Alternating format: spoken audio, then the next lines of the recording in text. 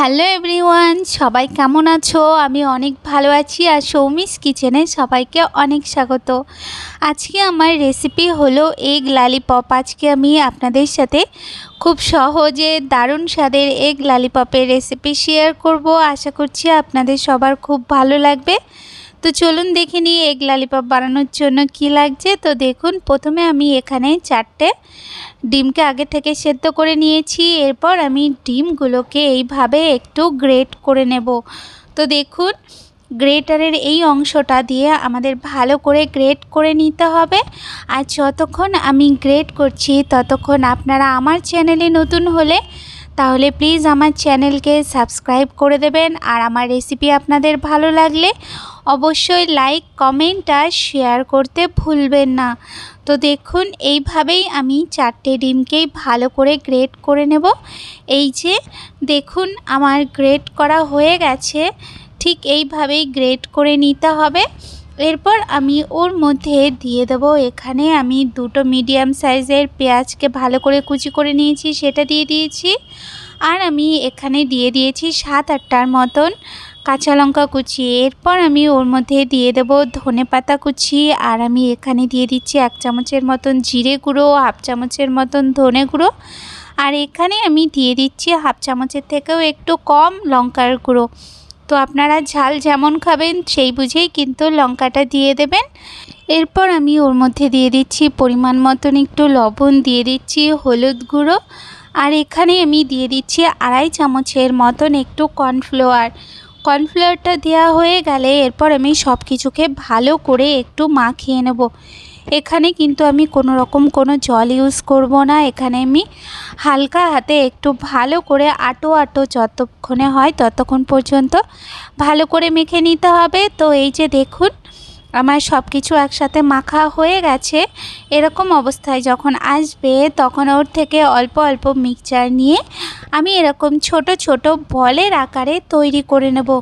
তো এই যে দেখুন, ঠিক এইভাবেই আমি আর যেই সবগুলো আছে সেগুলোকে বানিয়ে নেব। এই যে দেখুন, আমার সবগুলো লালিপপ বানানো হয়ে গেছে। এরপর লালিপপগুলো বানানো হয়ে গেলে এরপর আমি এখানে একটা বাটির মধ্যে ডিম ফাটিয়ে নেব। তো এখানে আমি একটা ডিমকে ফাটিয়ে নিয়েছি। ডিমটা ফাটিয়ে নিয়ে এরপর আমি ওর মধ্যে 1 চিমটি লবণ দিয়ে তারপরে আমি ডিমটাকে ভালো করে একটু ঘুটে নেব। তো এই যে দেখুন, আমার ডিমটা ঘোটানো হয়ে গেছে। ডিমটা ঘোটানো হয়ে গেলে এরপর আমি নিয়ে নেব এখানে ব্রেড ক্রাম্বস। তো এখানে আমি ব্রেডকে মিক্সিতে একটু গুঁড়ো করে নিয়েছি। এরপর আমি বলগুলোকে নিয়ে এইভাবে আমি ডিমের মধ্যে একটু ডুবিয়ে তারপরে আমি ব্রেড ক্রাম্বসের মধ্যে দিয়ে ভালো করে আমি বলগুলোকে ব্রেড ক্রাম্বস ভালো করে লাগিয়ে নেব। তো এই যে দেখুন, ঠিক এইভাবে এখানে আমি কিন্তু একবার করছি। তো আপনারা চাইলে এটাকে আবার ডিমের মধ্যে ডুবিয়ে তারপরে আবার ব্রেড ক্রাম্ব লাগিয়ে নিতে পারেন। তো এই যে দেখুন, ঠিক এইভাবেই আমি আর যে সবগুলো আছে সবগুলোকে আমি করে নিয়েছি। এরপর আমি গ্যাসের মধ্যে তেল বসিয়ে দেব। তেলটা যখন হালকা গরম হবে তখন আমি বলগুলোকে এইভাবে দিয়ে দেব। তো এখানে কিন্তু মিডিয়াম আঁচে গ্যাসটাকে রেখে দিতে হবে, না হলে কিন্তু এগুলো পুড়ে যাওয়ার সম্ভাবনা থাকবে। তো এই যে দেখুন, আমার সবগুলো বল দেওয়া হয়ে গেছে। দেওয়া হয়ে গেলে 2 থেকে 1 মিনিটের মতন ওয়েট করলেই দেখা যাবে যে একটা সাইড হয়ে এসছে। এই সময় আমি একটা চামচের সাহায্যে হালকা করে একটু নাড়িয়ে দেব। নাড়িয়ে আমি অপর সাইডটাও একটু হতে দেব। তো 2-1 মিনিট বাদে হালকা একটু নাড়িয়ে চাড়িয়ে আমি দুটো সাইড একটু ভালো করে একটু ফ্রাই করে নেব।